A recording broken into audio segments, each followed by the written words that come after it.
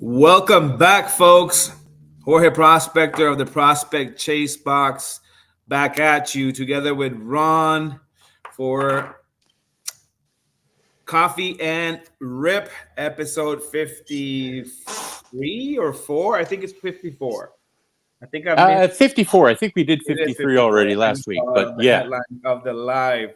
my Um, my water for the afternoon. Unofficial.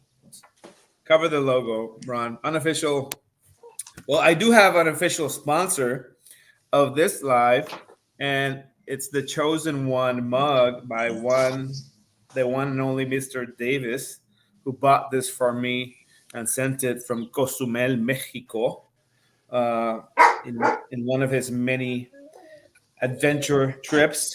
I believe he is today on a fishing boat or at a farm with a pond. He was going to try to tune in.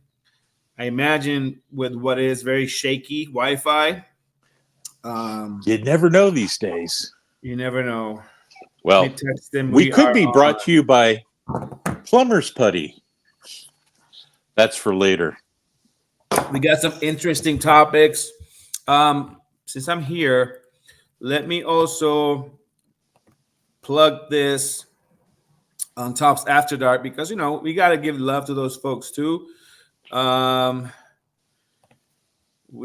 prospect. Hold on, I got to do this things live because otherwise, do I even get to know? I can't tag him, but I can tag myself. We are live now at the PCB YouTube channel with Ron and myself. So this not only is being broadcast from the StreamYard, but it rolls right over to YouTube. That's pretty cool. Yeah, it should be. Yep. I see us live. It is live. What's funny is that one of the quirks that I'm gonna have to figure out is that sometimes when I either go live or do not a short. I think it's when I do a live. Somehow, you're live, obviously, but somehow once you end, I think the default setting is for the episode or the whatever that you just went live with goes private. So I gotta get in there somehow and change it to public so people can actually see it. It's weird, or maybe I'm doing something wrong in the settings. I don't know, but the default recently has been going private. And I'm like, I can't see it. Well, that's why. Right now, if you go to YouTube, that's actually a good experiment. If I go to YouTube right now and I can see it live. Folks, you're helping us do this as we go. This is a live experiment. So copy link settings and make sure. Yeah, I'm here and I'm seeing it. So I don't think it's. There you go. I think we're live. In any case, not really lots to talk about. We're talking to Ron offline, and it has been somewhat of a quiet baseball hobby / industry. By the way, I'm having issues with issues going forward with calling this a hobby because it's certainly not.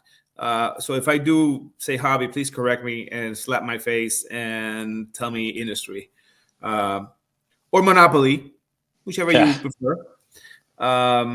It's long gone being a hobby. Juan Soto had 2 homers. I think he was maybe up to bat on the 8th. For those chasing bonus cards, I don't think they will probably pitch to him. No, game's over. They probably did not pitch to him in the last inning.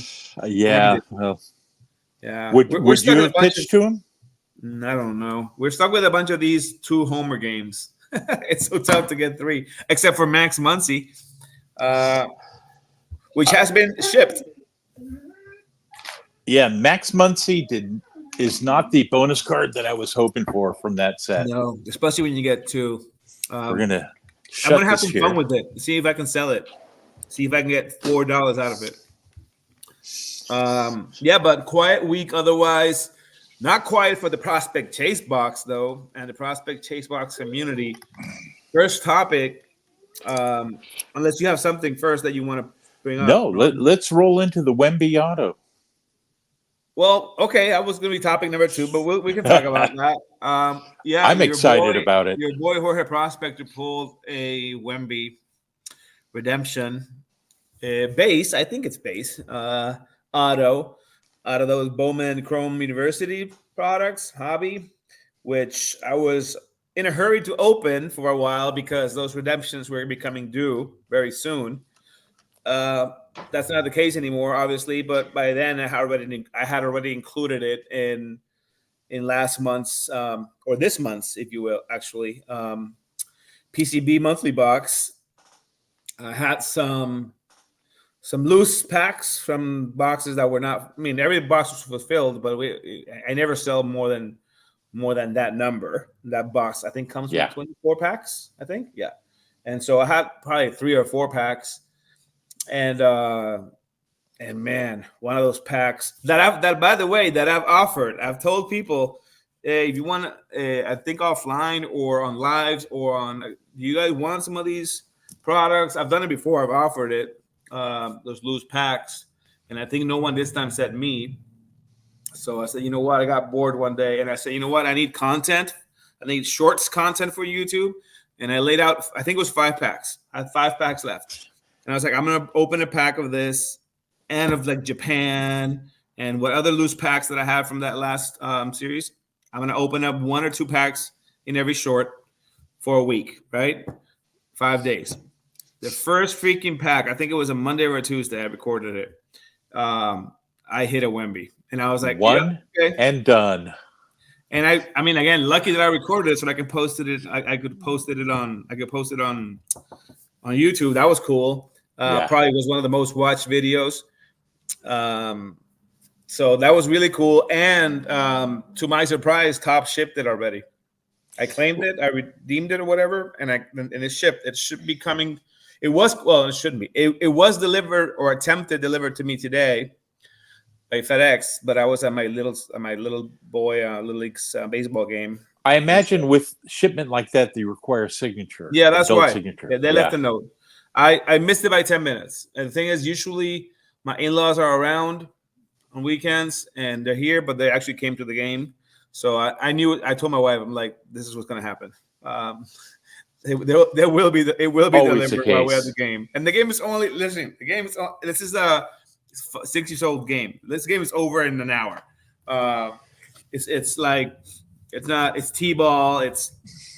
And in that hour, I missed it. I got an email notification. I missed it last 10 minutes. But it'll be attempted, to my surprise, also, it will be attempted to be delivered tomorrow, Sunday, too, which is weird. I didn't think that they would do Sunday deliveries. Well, we'll see. We'll see. But yeah, looking forward to see how that looks. Yeah. When Top shipped back the first card from the 2024 Series 1 for me, that redemption, they shipped it again with wanting signature on my side. So what card was this? That was the Padres team card that was stamped first card. It was the 101. So I think they're stepping up the game, trying to eliminate some of the mistakes of the past of people stealing stuff off your board. Hey, if it's a low dollar thing, no big deal. But if it's a high dollar thing, and this is a high dollar card, I am absolutely going to be putting it on sale. Not that I'm a Wemby non-believer or hater. Iron is hot. But there are 2 things I know in this world. One is hobby prices will go down. I don't want to have to wait till the next big jump, whenever that is, 5 years from now or wherever. If I can get the card graded, if it's gradable, I will do so. Probably pay PSA a ridiculous fee, which again I've never understood why we have to give these people money to use their services more than what we pay them to use their services. You grade the card. Why do they get a cut? Like, have people actually? Sorry for a tangent, but have people actually stopped and think why are they entitled to a cut when they are deciding what that cut is. Like, does that make sense to anyone? No, it doesn't. It's actually, hey, we're putting a 10 on this for you, so it's worth more. But we're putting an 8 on this for you, so it's not worth as much, so we're getting less. It doesn't make any sense. It makes no sense. It kind of makes you think that, hey, we're leaning towards giving you a 10 on this so we can collect more money from you. Right. It's almost like the equivalent that I would attempt to make in my field of work is if I represented a client and I told him if and not on a billable hour rate, I'm gonna bill you $500 an hour if we lose. If we win, my rate goes to $750. Isn't that the equivalent? Yeah, absolutely.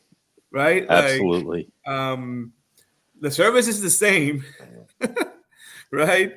Not to mention the ridiculous conflict of interest in being paid more if you assign it.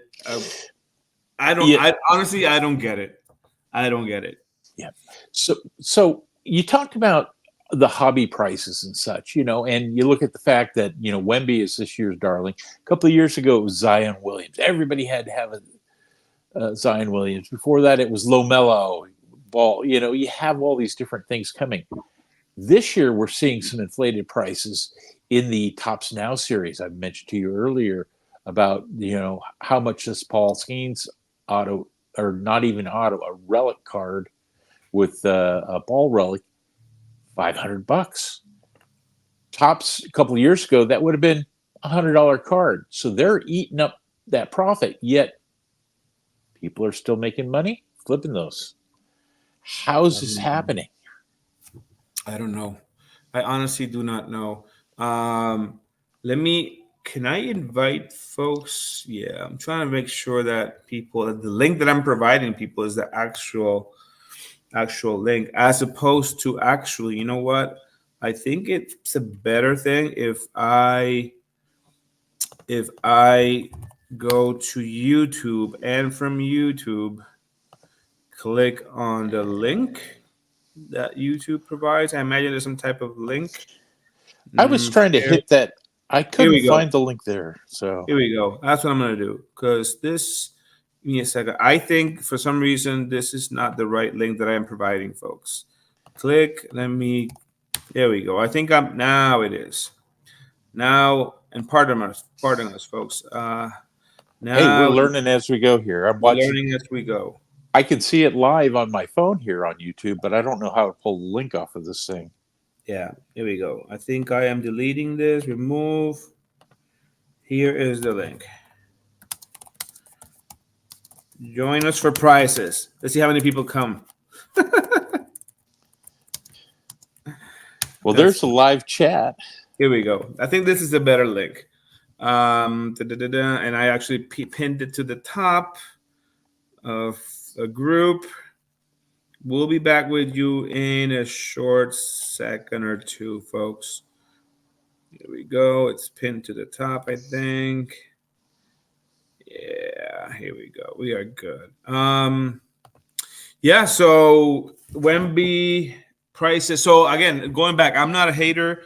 It's just he's peaking right now, I think. It'll probably peak before the season starts again, the new season. Yeah. But listen, he's great. Now, do I think he's the next coming of Jordan or LeBron? No. Mostly not because of lack of talent, but because there is an appeal there. There's an international fan base appeal. He's got a Shohei type of following, I would imagine, in Europe. But his body profile, I'm not in love with.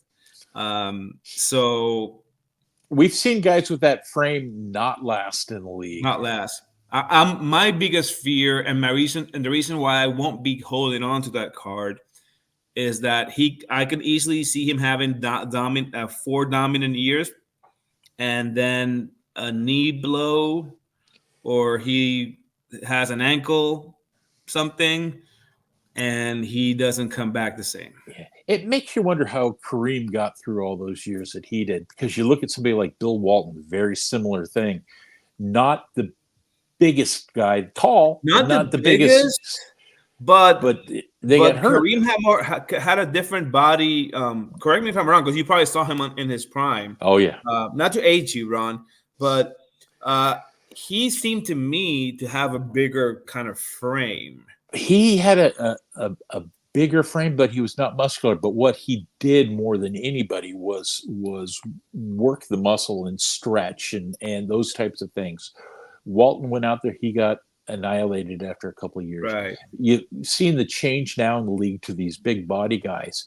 You didn't see a lot of big body guys. Wilt was a huge mother. But was Wilt and Kareem? Did Wilt and Kareem have that same body? No, Wilt structure? was huge. Right? He like was. They were bigger dudes. Yeah. Like Wemby has skinny, like Yep. almost like my forearm kind of thighs. Yeah. Right? He He's seems to be a lot more lanky, a lot more feeble.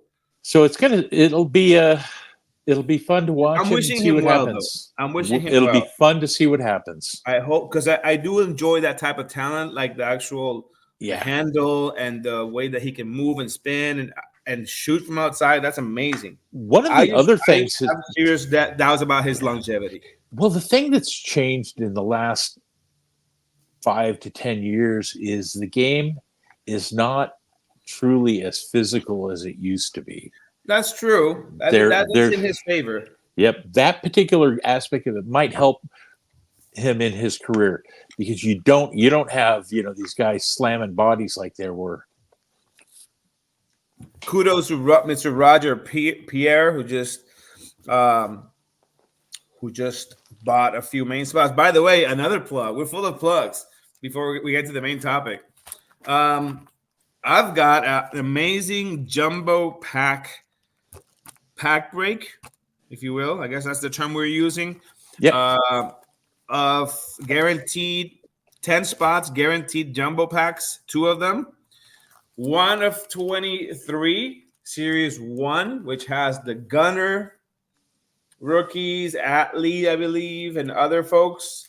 But not base. We're talking about possibilities of color, numbered color, and autos of one Mr. Gunnar Henderson and Atlee and other folks. So this is a big product that is somewhat underrated, just based on what you can pull. Has 2, I believe, silver packs. You get 1 of those, and then 1 of these puppies, 22 Series 2 with 24 Series 2 coming up soon. 22 Series 2 has okay rookies, a few good ones, not major ones. Has a few, has O'Neal Cruz, has Strider, and a few other, second tier, I guess, rookies. But it does have opportunity for the Julio and Torque and Bobby SPs. So this product, it's probably costs a little less, but man, those SP Julios and Bobby still sell well. And again, 2 silver packs. That should be fun. And so we got that going on right now. 10 spots and 4 silver packs that will go to the top 4 randomized positions. So pretty good stuff. Okay, I'm done with plugging. Let's talk. I got my one topic I want to talk about, but what do you want to talk about, Ron? Well, let's hit your topic first here, and then I'll go.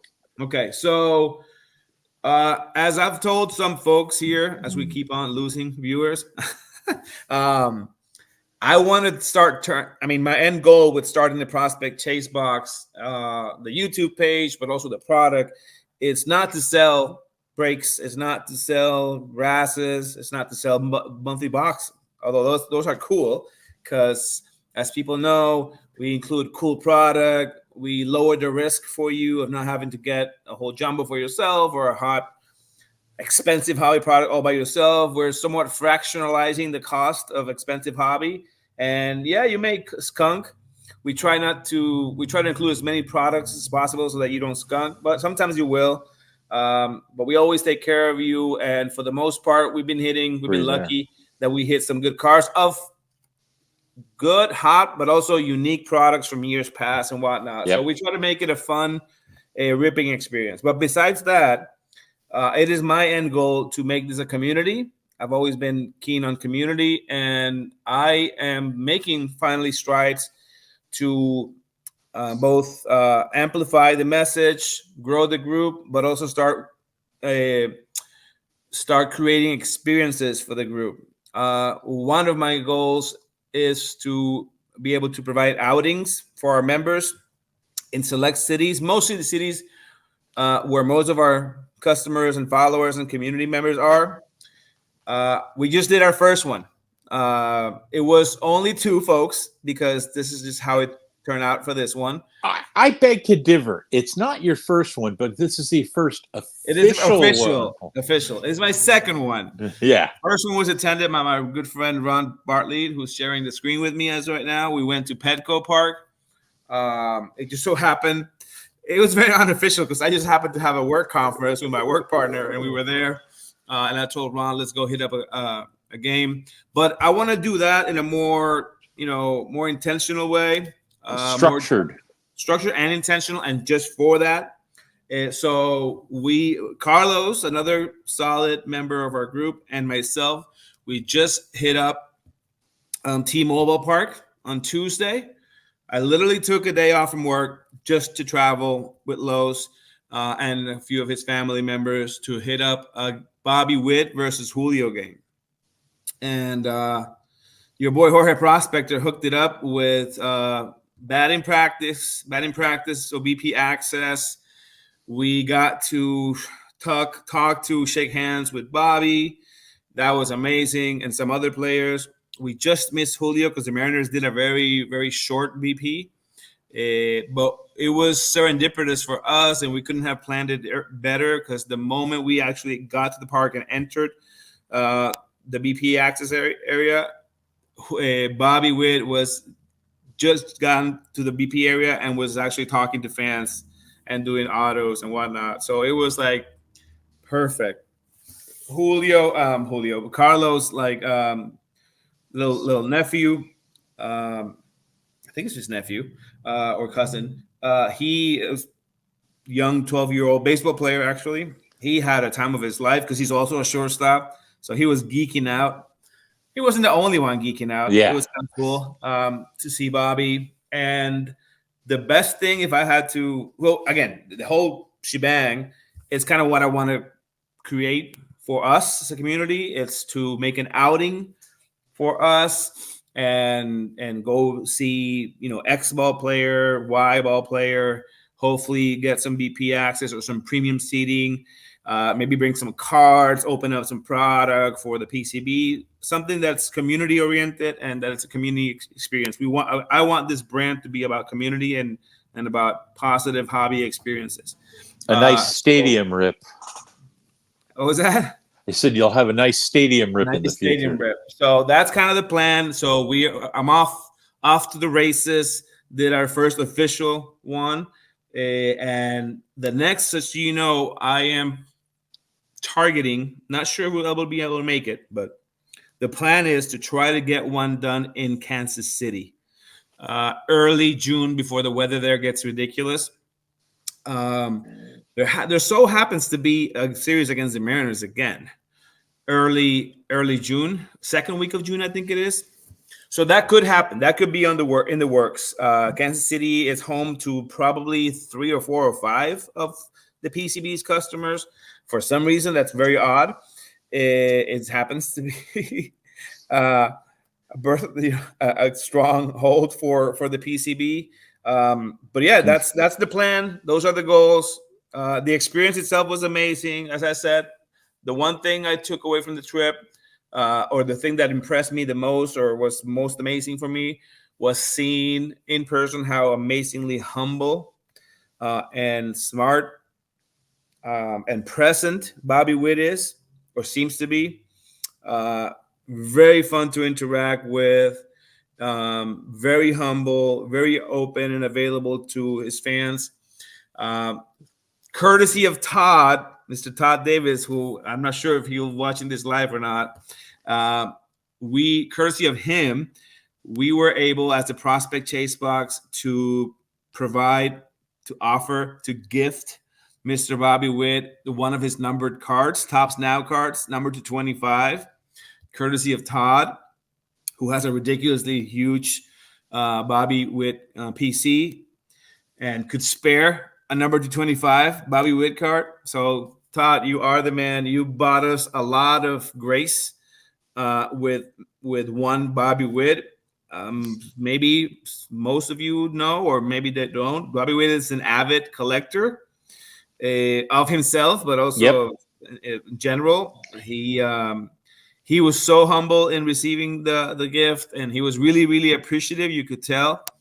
I even said, because he was, he was in the middle of signing some autos. I was like, "Hey, do you want me to give this to a handler or someone in your cab or something? Should I give it to someone?" Because he was about to either hit BP or go stretch or whatever, and he's like, "No, I'll take it." And he put it in his glove or his pocket or something, which I thought was hilarious. But that tells you, right? Like the collector mentality. It's like, no, I'm not giving this to anyone. Yep. Well, he could have worn it in the game. He could have. Second coming of PSA gimmick. But yeah, that's my story, and I'm sticking to it. What you got, Ron? Well, that's absolutely amazing. I'm still hanging on to this one. This is the Stadium Club Bobby Witt. The Members' Choice or something? Or? The Members' Choice. I keep that close at hand. I absolutely love that card. So that's a cool card. Yeah. Have you seen those autos? No, I haven't. They're ridiculously nice. I do have my Lauren Taylor auto. I pulled it out yesterday amongst my thing for the Bobby Witt auto on the Lauren Taylor card. He did sign those? Yeah, he did. Okay. He did. Okay. That must look nice. That must look it is. It's a great card. I love having a few extra things like that in my warehouse here. But the big thing is we've got two things going on. They had the pre-sale on the Series 2 2024. So that's going on right now. Our friends at Beckett, Ryan Cracknell, just posted up there the checklists and things like that for people. Finally, to check like out. the actual checklist? The actual checklist is there. I posted it on our one thing. I'll make sure and share it out in the community. Because they had shared like the details, but not the actual checklist. Yeah, he had the checklist up there finally. So we have that. And Ryan's always a great source if you don't use it. The Beckett News area in there, you can find listings for cards for multiple years. The second thing is they released one of the most abysmal products this week. This is the Topps Archive Retired Player Series. Now, there's a couple of things in there. They have a mantle in there this year. Go out, get yourself a mantle. But I'm not buying into this thing. It's rehashed, recycled cards. A few years ago, you used to be able to get this with a bunch of other cards, etc. Now it's a single card offering, one auto, and 9 times out of 10, you're getting a piece of junk product that somebody else has. The only difference between their stuff is they buy back autos. Well, they have these extra cards. They're just stamping it with a different stamp each year for archives. I pulled a couple of these. I have my favorite is a Canseco in a Red Sox outfit of all things. Yeah, I don't know how many people think of him as a Red Sox. It's a 1 of 1. Hey. When I went to look at it, same card, different year stamp, sitting on eBay. Same card. Around. Yeah, so you're maybe just Photoshop getting a different uniform, or maybe like 2 seconds after that swing, whatever. Same thing. It was the same exact card, just with a different stamp on it. It's a sucker's product. I'm sorry. It truly is. It's really a sucker product. And let me tell you, if it was for $25 or something, I may say, you know what? Whatever. It's just a cool little tchotchke card for $25. And even then, I'd much rather take that credit and put it towards Sapphire or something. Yeah. But it's a sucker's product. I can't believe people put serious money into that. Now that brought up a thought here of something we haven't talked about. Topps is now turning around and trying to make things right for us out here by giving credits for things. You saw the big rigmarole with the Otani ball relic from 2 years ago now, almost. Yeah. They decided we can't get a hold of ball. We're not going to be able to create this card. We're sending you your money back. There was an uproar. People started hitting them right and left. There's a few people who are vocal. Yeah. And they turned around and said, you know what? You're right. We're going to give you credit. We're going to send you $100 in credit. Okay, that's good. That's a good start. I saw them do it, which surprised me, with the first card that I got for the top series ones, the ones that weren't stamped properly. They turned around, said, hey, send us a card for your problem. We're going to give you credit. They threw $150 at every one of those. So, they're starting to get it. It's starting to move the right direction. The needle's moving. In my opinion, not fast enough. No, it's starting to move. I didn't say it moved. But yeah. And this is why I posted, semi-privately in our Discord group the other day. It bothers me because you would think that a company of this size and of this importance would be more consistently right about approach, processes, and not just seem like it's winging it all the time, and maybe only like passively responding to feedback and backlash. And if there's enough uproar, okay, you guys were right. We did take out $1 million loan, interest free, with your purchase of this card, and it may just be right to give you a little bit back for the issues. What bothers me, as I said in that post, is the inconsistency of the approach, the process in place, and the fact that it speaks to two things: incompetence or greed. It has to be either of the two, one of the two. I'm leaning towards incompetence. I tend to think maybe both. Because to me, it's A, B, or both. Not neither. Because it's, again, like you said, in your case, they did it. So obviously that's that's the right thing to do. Yep. So why is there not a process in place where like this is? I'm not. Listen. You tell me. You're also probably a process guy, right? Like how is it that you cannot have a process in place that with that X product, if it doesn't go through, again, like Six Sigma stuff, right? Like if it does not hit this number by this date, right, or doesn't hit this phase by this phase, then X leads to Y. So Y is immediate return and immediate compensation or whatever, or like not this inconsistent thing where like they just seem to be winging it, improvising, and responding to backlash. That's all they seem to be doing.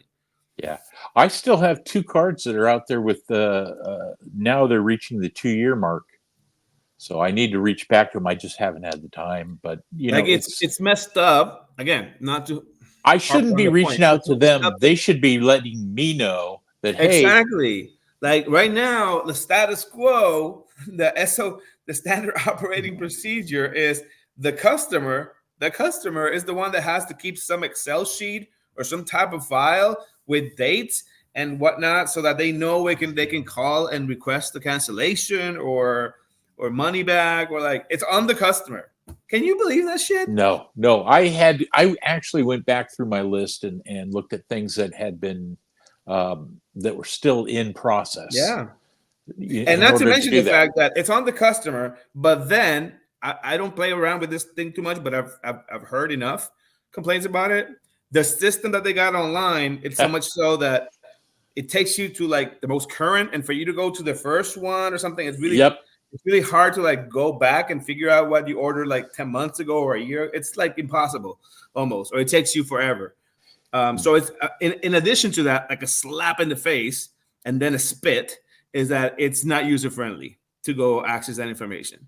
So that to me is like, I don't listen. If this was a mom and pop shop, if this was Midwest Cards, right, or even Dave and Adams, I mean, I would understand. But dude, this is a There's is some it a money. $1 billion company already? Probably. There's some money sitting in that company now. So it just that's my only beef with it, man. Yeah.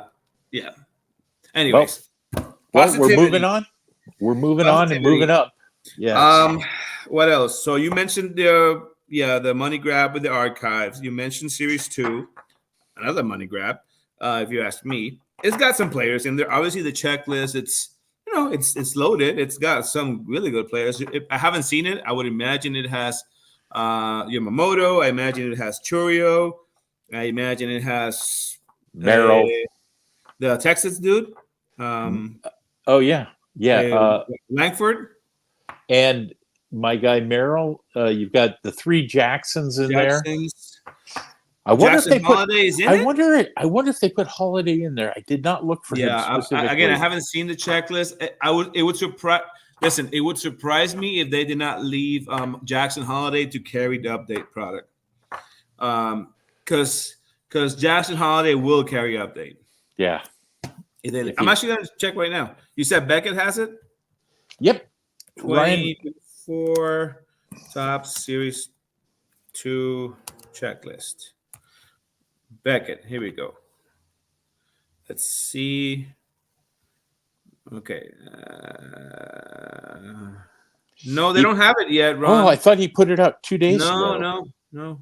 I mean, what I said is they gave you the overview of what's in it, and they include a few pictures. Yeah, they do, of like Imanaga has a card.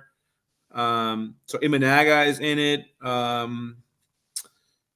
But they don't. The actual checklist is not here. At least not in Beckett. God, I could have sworn Ryan had it in there. They show you the inserts, which I'm not a big fan of. Again, of these Silver Slugger manufacturer relics bullshit. I still have all my Upper Deck Silver Sluggers. Yeah, it has Pete for sure. It has because they show a picture of it. It has Pete Crow Armstrong, so it has PCA. It has Imanaga.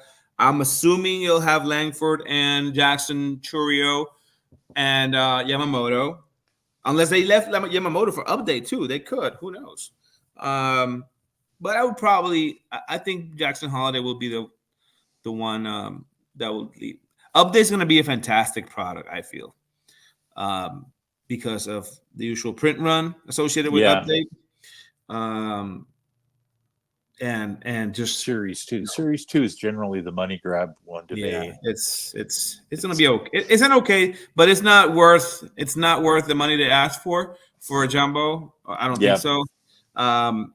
I think people are waiting. Obviously, they'll grab their cards that they need, and I mean, it's cheap enough. If you buy it at bulk, I'll probably get something at bulk to include in the PCB monthly box. But I'm not looking to open cases of that. Obviously, I'm waiting for Chrome. Now, speaking of Chrome, segueing to Chrome a little bit, that we don't know. Do we know anything about Chrome yet? Like, we don't know release date. They may have put one out. I did not see it. I don't have that schedule here. We could try and figure it out. So you're right. No checklist here. I could have sworn there was a checklist. Yeah, no checklist. No, it tricked me too, because when they posted it, I think it was you. Someone posted it the other day. I clicked on it and I was like, yeah, this is just like the checklist overview or whatever. It's not the actual checklist. Yeah, and they actually in their showing have Bregman in there, which they do. I saw that. Right? That's funny. I thought of you too. For some reason, I keep hitting him. You know. I thought of you too. Check this. Ron. Oh, there you go. This is one of my last topics for today. Like recent pulls or acquisitions. It's my last topic for today. No, but let's segue to Chrome. I'm looking for the release. Looking for the release dates now. See if I can find it here. I'm looking forward to Chrome. Looking forward to how that design, that card design looks in Chrome. I think it'll look cool. I wonder if they have to make some adjustments to the lettering or whatnot. No, probably not. Who knows? But I think it'll look cool. And let me tell you what, it's maybe too early to tell. I mean, maybe too early to say, but Isn't Shohei already the way huge, humongously favorite in to be everything. MVP? Everything. So start picking up those Shohei. If you see, folks, once that product is out, and if you see some Shohei base cards, Pick them listed, up. pick them Money. up. Pick them up immediately. If you see some people pre-selling Shohei, buy them up. I think it's a worth gamble because the way that dude's batting, I don't think there's anyone that can approach him. It's been a surprise how well he has done at the plate. You know, he's really been solid. I think this is the first year that we have the buyback where it's pretty easy to tell who. I mean, last year too, right? Like it was just a matter of like, oh man, was it? It was Shohei last year, right? Shohei and who was it? And Acuna. Yeah.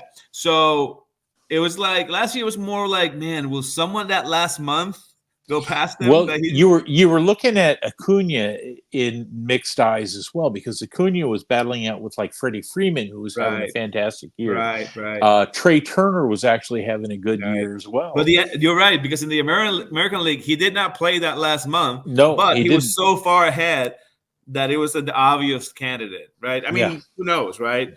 But it was pretty obvious come September the 1st that it was him.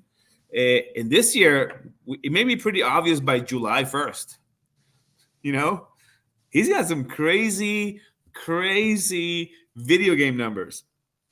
Yeah, he does. He just having him not even worrying about pitching, just having him DHing has paid big dividends for the Dodgers. So grab up those singles. I know I will.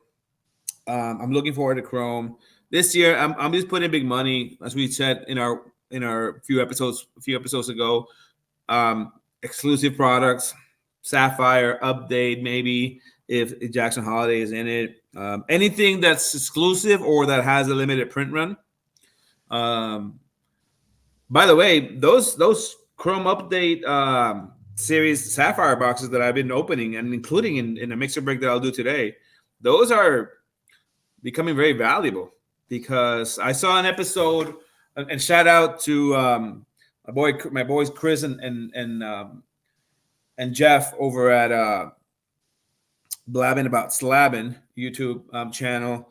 That I think they were answering questions of fans or whatever, and someone I was asking them or to comment on what 2024 products.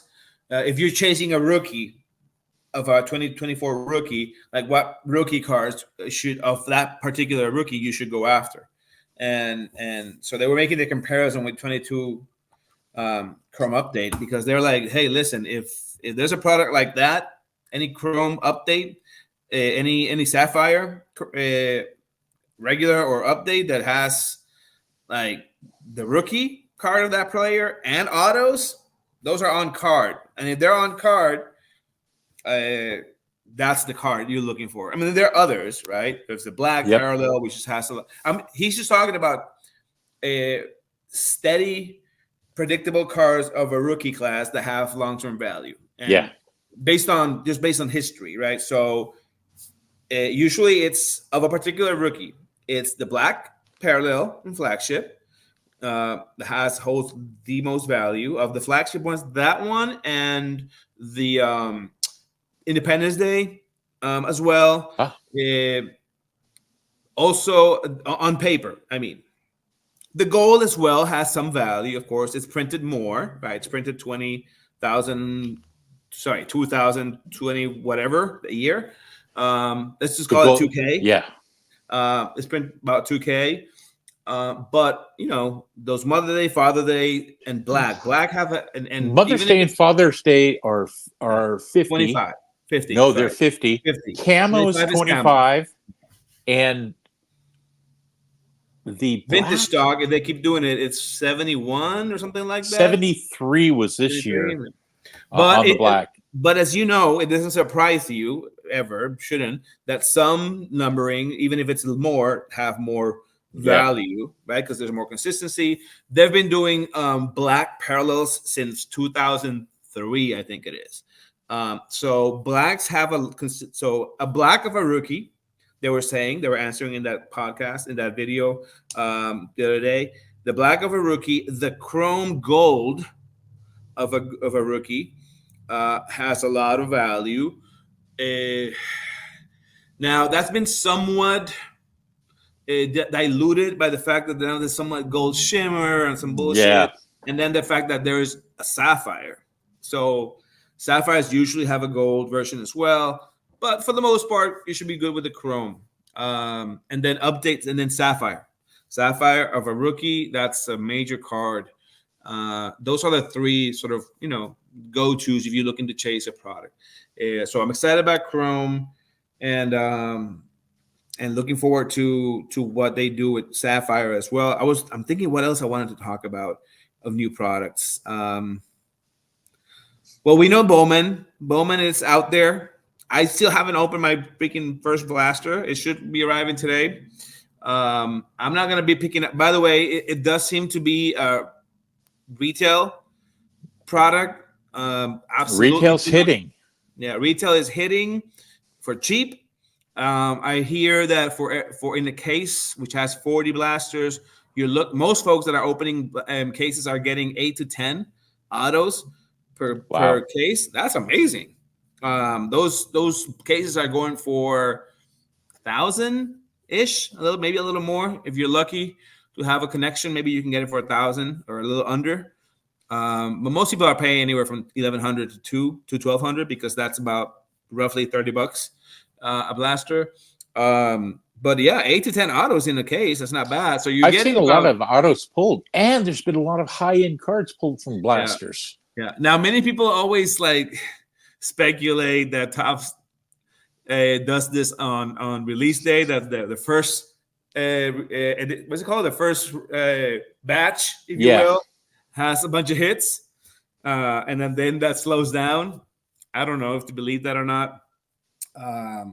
I don't think it would pass their PwC audit.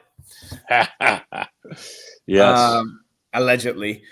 And so yeah. Okay, so pickups, man. Oh, so before that, I mentioned it in the title of this episode that I was gonna speak on a potential new PC approach, or irkling, as I call it, inkling, or idea that I've had.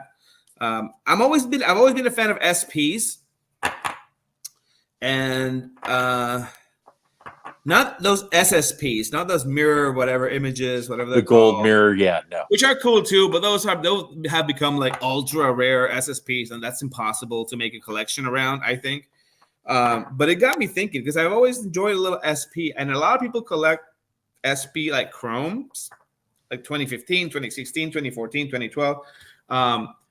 Bat down Acuna. I started hitting a bunch of SPs in 2022. And I would occasionally I don't have an interest in a particular player, so I would just put it on eBay or sell it or whatever. But the other day I ripped just a random blaster, 2 blasters that I had laying around of 2022 Series 2, this product, but in blaster. And in both blasters, I hit a SP. And that got me thinking. So I got a Goldschmidt. You see it? Oh, wait. Yep. And then I got a Kirby Puckett. Wow.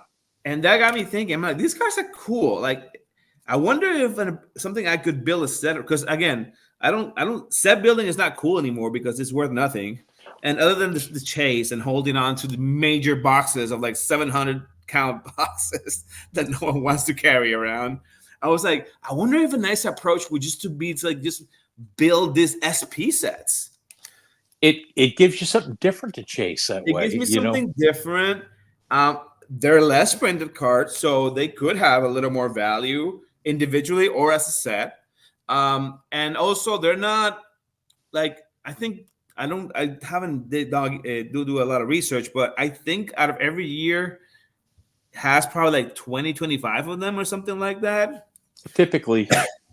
So like, I wouldn't mind having a stack of cards, right, little for every year, and that's my PC kind of like, or one of the PCs, as opposed to just having a bunch of like, Yeah. messy, a lot of space taking I'm stuff. trying to clean up some of that space taking stuff So I now. don't know. I'm just saying it, Yeah. and then that in conjunction with the fact that I've been pulling a bunch of there's another SP there of Sonny Gray. I've been pulling. I pulled about half of these home field advantages cards. I think this is from the same series. I think I have 5 of the 10. So Topps, ever since they included this series, which I think started in 22, if I'm not mistaken, 22 update maybe, or regular flash, I'm not sure. Every home field advantage series, it's of 10. So that's kind of like, and this has become somewhat of our kaboom, if you wish, if you will. I mean, something like that. I got the Jordan Alvarez. I got the Jordan too. This one. Is that the one you have? Yep. Or that, Yep. or this year's or something. That's the only one I have from this year. Yeah. So I don't know. I need to give it some thought, but I have a Bryce Right Harper for you. from like last year or the year before, so I'll have to see where that is as well. so in cleaning up my PC approach thing, other than like my product sale and whatnot, I think I could get into something like this. It gives me a chase thing. Some of these SPs you can buy on eBay for like $2 or $3 Yeah. of like random players. Yeah, there's some players that will be tough, but you watch it, you'll So I pull don't the know. ones. My only fear. Sorry, I haven't not let you talk. Go but ahead. I'm just saying, giving yourself an alternate way to collect because the set building doesn't fit is a great way to keep yourself engaged in the chase, engaged in looking at the cards and looking and seeing what's out there and what's available. Somebody did it to me, and it's right behind my head. It's now all in my case here. This is the I cleaned out the case and put the Padres team set in there because it gave me a different way to look at it and a different way to collect and be engaged and not be at the level of having to spend hundreds and hundreds of dollars. The SPs are the perfect thing. There's enough of them produced where they aren't outrageous. Yeah. That's my thing. It gives me a cool little set that doesn't take much space. Shouldn't take a lot of money to build these sets because they're not that many. I mean, I imagine the top 2 or 3 cars will be expensive of each set, but it gives me a little something. And and I don't take the idea for it. Like obviously Jeff and Chris from Blabbing About Slabbing have been doing this for a while. They're the SPs. Extraordinaires, but they mostly do it with Chrome, I believe, not paper. I'll be looking to do the flagship paper ones. So we'll see. I'll update you if I dig, and I need to dig up some other ones that I have. I don't know where they are, but I have more. I've had a few over the years. Now, one of the things you're going to have to do is looking over my head here is you're going to have to make a prospect chase out of cheap letter cards. That is cool. What is that you have there? Let me blow this up. You have that is just your last a frame. Name? It's my last name up there. And those are Panini cards, or what is that? They're just varying cards of different sets. Some are football, some are baseball. Just stuff I paid $2 for or so. Do they still do those things, or you? You see them out there all the time. I saw a tee for one of the Soto ones the other day, and it was like $149. These are junk. These are just junk cards. That's a great idea, Ron. I'm gonna blame you for it if I somehow have to spend serious money on that. Collectibles Dave did the same thing with his. His name is like 27 letters long though. So you mean David? Yeah, David. So no, if I do it, I would do it with the Prospect Chase box. Yeah, there's a guy who actually makes these frames like this, fairly cheaply off of eBay. He'll make them. Oh, you want a Prospect Chase box? He would, you could put a couple of blanks in the things. He would make it as long as the longest word, which is Prospect. Oh, that's a good idea. We're coming up on an hour here soon. I I in one of my next episodes or one of my next videos that I upload, listen. We don't have enough audience to do like live sales, but man, I have like 350 count boxes of good cards, color numbered cards that I don't necessarily want. Hey, I just found another SP. Great. But I have a bunch of auto cards and a bunch of things here that have some value, probably most in the 15 to 20 buck range, but that I wouldn't mind finding an audience, which I got to find an approach. Or I got to wait until we have more audience and then I can have, but even if it's just like showcasing them so that anyone that's watching and is a fan of a particular team, hey, look at this. This dude keeps popping up. There you go. That I'm gonna infest you with this next project, a Bregman project, even if it's not a Padre. He You have so many. He pops up. How many times has he popped up in things that I've had over Crazy. six or seven times? Crazy. It's like that player that follows you a couple of years ago. Was it Logan Webb? I think I kept hitting time and time again. Him. Which reminds me, another plug to Blabbing About Slabbing. They did a cool ask in IG, I think, of their followers of like, who's that? And I think it's something we should kind of try to attempt to do in our next episode. Who is that one player of your favorite team that's now the term they used was mediocre.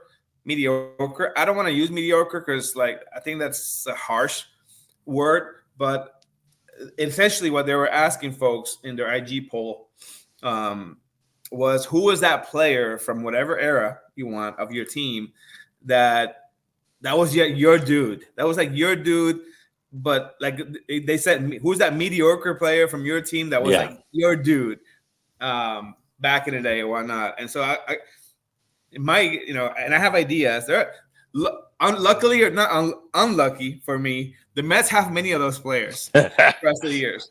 Of players that were super important, all-star maybe for like a year or two, and then faded into oblivion. And the Todd Hundleys of the world, and the Bernard Gilkey, if you remember him. Yep.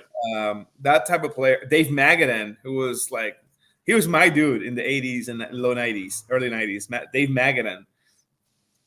But he, I think it's funny to think about it in those terms. Yeah, Who was that player? And you look at some of these guys who were their team stars, but just went into oblivion. When I think of the Padres, Who do you think about Padres? I personally think about what a great career Adrian Gonzalez had here, but he just kind of disappeared as he went to those trades with the Dodgers and the Red Sox. Because he was a legitimate star at one point. That's why it's hard to say. Khalil Green is one who comes to mind. I don't even remember him. Yeah, he was a star here locally. Jake Peavy wins Cy Young. That's about it, But he's not mediocre though. That guy had a career. He did and he didn't. He lost everything. Padres. I'm thinking maybe Ken Caminiti. Maybe Caminiti was such a big star. I have his book right here. Tragic story. Even him, he was a superstar. He was MVP. He was the MVP that year. I don't know what it is. Maybe a guy who was like good, but like all of a sudden his cards were hot and you collected him. Sorry, I remembered. I have my guy. That's not my team. It's not team fan based. But it was the guy that I was in like 8th or 9th grade, and he was the guy that somehow I probably hit a few of his cards, and all of a sudden, like, okay, he's my guy. Do you remember Phil Plantier? Phil Plantier is a San Diego guy. Lives over. Yeah, that is crazy. He is? And that batting stance he had, dude. I've had so many. I have pages of him. In 1992, they had the All-Star game here. He was an up-and-coming young player at that time, and they put him in this special set that Upper Deck put out for the All-Star. Mm-hmm. I forgot what it was, but he shortly thereafter got traded to the Padres from the Red Sox, and he would be there with that batting stance, dude. That squatted down little thing. Pull out the albums. What are they called? The pages. Yeah. I must have had 4 pages full of him. He's a great example of a kid who was, and he was going places and just kind of faded. Yeah, I have a bunch of his rookie card, a bunch. Like if he was this shit, I would have been blessed because I did the same thing, and that kind of paid out. Although not really because he's not worth much. But I did the same thing with Mike Mussina. Hall of Famer now. I met him here in San Diego years ago at a show. He was a nice guy when he was right after his rookie year. The other one who, I don't know if he fits into this or not, but he was overshadowed his whole time was Ryan Klesko. Ryan Klesko, that would absolutely qualify. And he hit. He was with the Braves. He was a kid from Huntington Beach.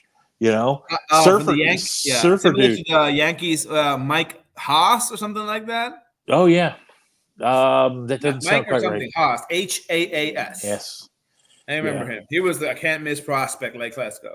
Yeah, Klesko was the next guy, and he just never quite did. He was a journeyman after many years playing. He played with the Padres for several years down here as well.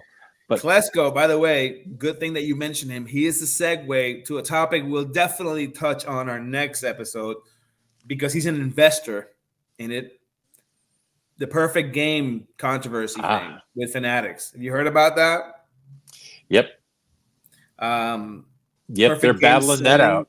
Rights to Fanatics.